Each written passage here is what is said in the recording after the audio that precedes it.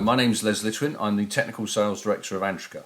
I just wanted to show you today a new feature that we've added to the ANT37500, which is our Spotbox multi-channel decoder. The new feature is that we can now rebroadcast or restream whatever the monitor is showing at any one time. So without further ado, let me show you how to do this. So along the top here we have all of our tabs. If we go into the display tab and scroll down a little bit, there is a new feature called RTSP server. Now basically this is effectively like a real-time screen capture of whatever the HDMI output from the decoder is displaying.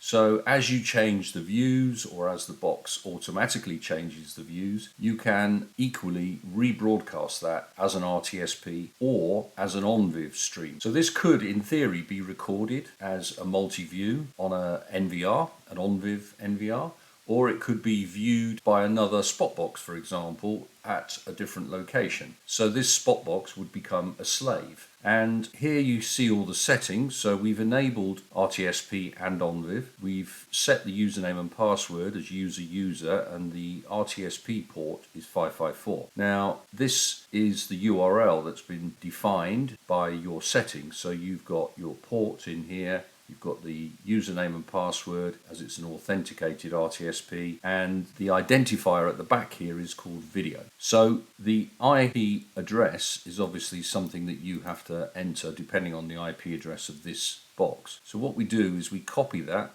and we're going to paste that into Media Open Network Stream on this is VLC player. So I've pasted that now, and I'm going to replace the IP address word with the actual IP address of the Spotbox decoder. So that's 192.168.0.2 in this case, and the rest stays the same. And when we hit play, we can now see is that the display is showing exactly what the Spotbox is displaying. Now just to show you that that is happening real time, I'm going to minimize this slightly and go into home, and here at the top you can actually choose the default display mode. So I'm going to put it in 2x2, and at the bottom we have another new feature, which is that we can now preview in the web page what the decoder is actually showing on its screen. Now this is very useful when you're remotely trying to find out what's happening with the Spotbox. Rather than asking someone to have a look at the monitor and tell you what's going on, you can now actually see a relatively slow frame rate version of the video. So it's not full frame rate, it's probably only 5 frames a second, but it's enough to show you that there's some sort of movement. If I put my hand in front of one of the cameras,